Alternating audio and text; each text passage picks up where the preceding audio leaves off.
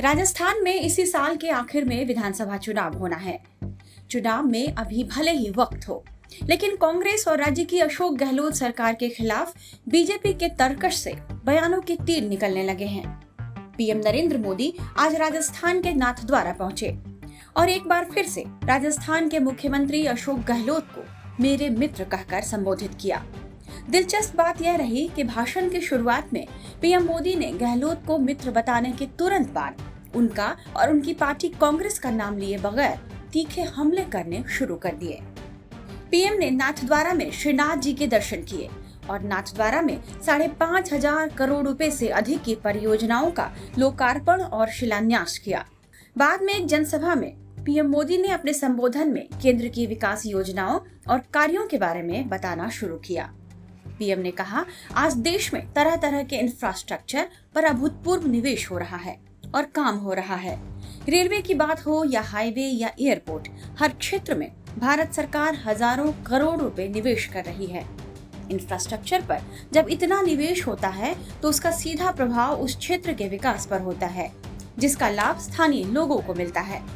इसी दौरान पीएम ने कहा कि नई योजनाओं ने देश को आर्थिक गति दी है, लेकिन हमारे देश में कुछ लोग ऐसी विकृत विचारधारा के शिकार हो चुके हैं, इतनी नकारात्मकता से भरे हैं कि उन्हें देश में कुछ भी अच्छा होता दिखाई नहीं देता।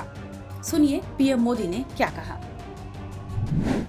हमारे देश में कुछ लोग ऐसी विकृत विचारधारा के शिकार हो चुके हैं,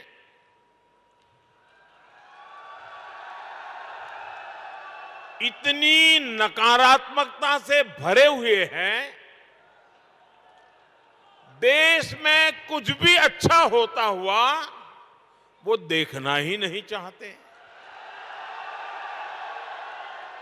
और उन्हें सिर्फ विवाद खड़ा करना ही अच्छा लगता है। पीएम मोदी ने यह भी कहा कि जनहित से जुड़ी हर चीज को वोट के तराजू से तौलने वाले कभी लोगों का भला नहीं कर सकते। यही वो सोच है जिसने देश के कई हिस्सों को विकास से दूर रखा। जो लोग कदम कदम पर हर चीज वोट के तराजू से तोलते हैं, वो कभी देश के भविष्य को ध्यान में रखकर योजना नहीं बना पाते। हम कई बार देखते हैं गांव में पानी की टंकी बनी, लेकिन वो 4-5 साल में ही छोटी पड़ जाती है। कितनी सड़कें या फ्लाईओवर ऐसे होते हैं जो 4-5 साल में अपर्याप्त लगने लगते हैं।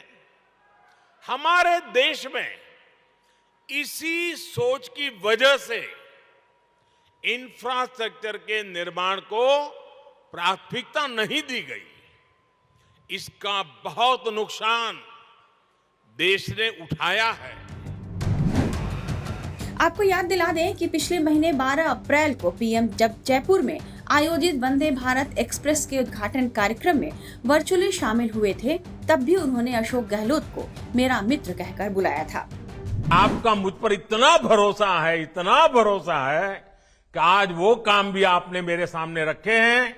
आपका ये विश्वास, यही मेरी मित्रता की अच्छी ताकत है और एक मित्र के नाते आप जो भरोसा रखते हैं, इसके लिए मैं आपका बहुत आभार व्यक्त करता हूं। पीएम मोदी के इस बात का अशोक गहलोत ने भी अपने अंदाज में जवाब दिया था। उन्होंने कहा, वे प्रधानमंत्री नरेंद्र मोदी की चालाकी को समझते हैं। गहलोत ने कहा था, मैं लंबे समय से राजनीति में हूं और उनकी चालाकियां समझता हूं। उन्होंने कहा, वो अपने भाषण की शुरुआत में तो मेरे मित्र अशोक गहलोत के साथ करते हैं और फिर मेरी ही सरकार की ऐसी तैसी करेंगे। मेरे मित्र अशोक गहलोत शुरुआत से करेंगे और मेरी सरकार की ऐसी तैसी करेंगे। ये चालाकी होती है, चालाकी है।